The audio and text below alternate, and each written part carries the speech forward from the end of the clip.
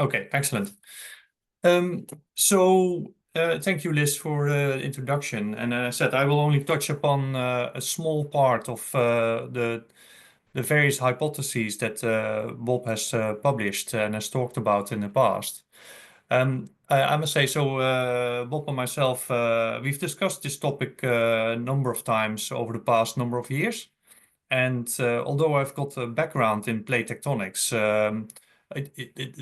the theories that he has postulated aren't really addressed by academia as such.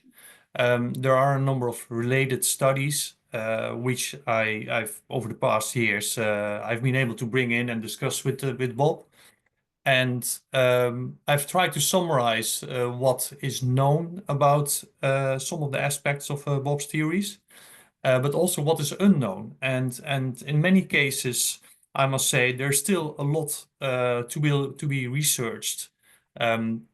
Currently, some things are being researched by academia, but some things are simply just not looked into at the moment at all. Anyway, there was one particular element that really caught me in Bob's theory, and it's how he compared the Earth's rotation and the Earth's wobbling as such. He compared it with an unbalanced wheel or an unbalanced rotating body in engineering terms. And just like you have a wheel in a car, a tire, that's it gets very wobbly if it's not perfectly aligned, and that's where you have to go to quick fit or another mechanic to have a balance with some extra balancing weights. And in his theory, that's the explanation of, for example, the Milankovitch cycles, where you have the coming and going of the ice ages, is the result of Earth being an unbalanced rotating body. And as I said, we've discussed this for several years now, and this presentation is really a summary of our discussions as it has been formulated and discussed over the past few years. So, why do we have these orbital wobbles of the Earth? So in his theory, as Liz already alluded to, this is caused by a center of mass offset from Earth's spin axis. And in Bob's calculations, that this theoretically could be as little as the core being offset by just 1 kilometer. And as you may be aware, the core is 6,500 kilometers below us. So a 1 kilometer difference we wouldn't be aware of in our current academic techniques to image the core. So what I've done is I've delved into Earth's wobbles. So I'll give you a summary of the wobbles that are of interest to us, and I'll have a summary of the offset center of mass, which we may or may not have in the Earth. And then I hope if I click, we go to the next slide. Yes.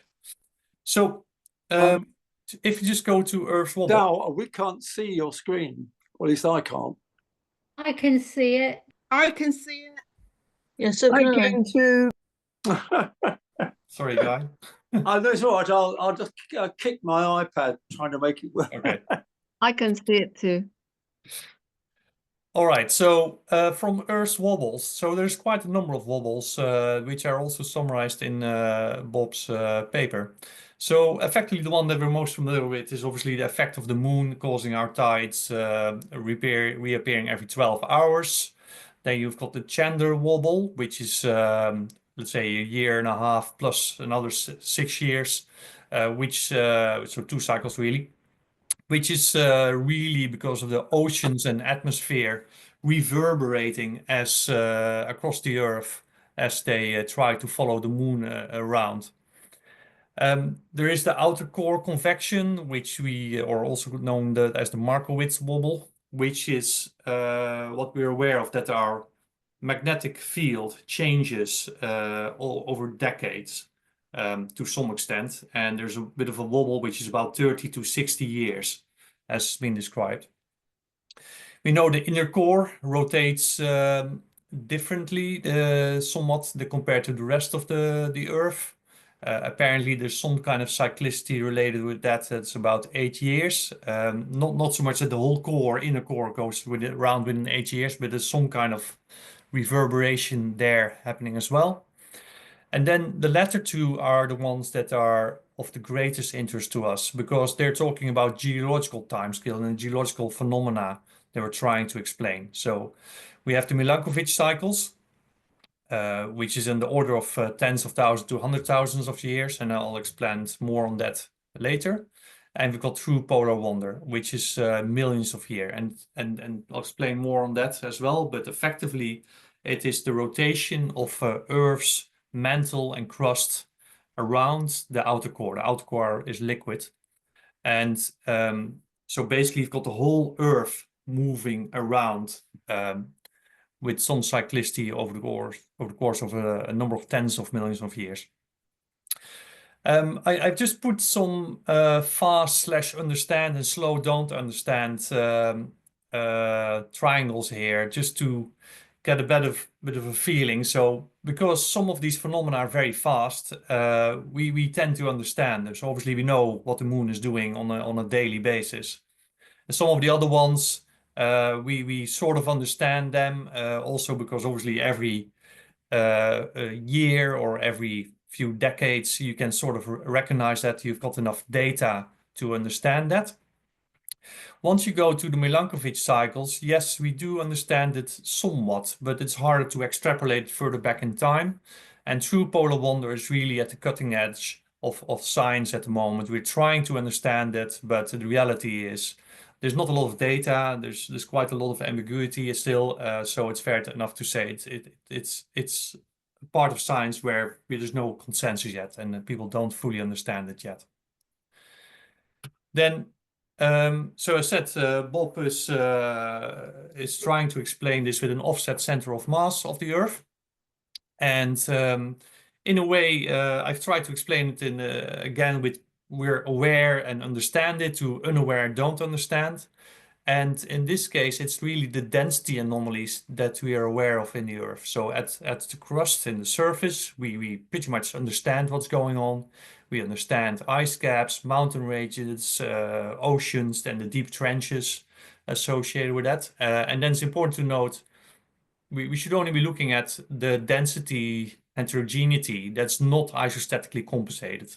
So Earth will adjust somewhat, but especially relatively rapid changes in surface geology. Earth is not fully compensated isostatically yet. And ice is the prime example for that with the coming and going of ice ages. Then deeper down in the Earth, we've got the mantle. I suppose it's since the 90s that people have been able to understand to some extent what's going on. We have got subduction leading to sinking slabs. We have rising mantle plumes, which is basically the counterflow. We have some very deep structures in the lower mantle, which are called large low shear wave velocity provinces, and I'll talk more about that in a moment. And that's really my background, and my PhD thesis was about that. So I can expand more on that, but diving in Bob's theories, I had to expand my knowledge and my reading into literature tremendously to keep up, frankly. And then there's also in the core some intra-core heterogeneity as well, which is really only since the 2020s that I think there's now some advancing of the knowledge there.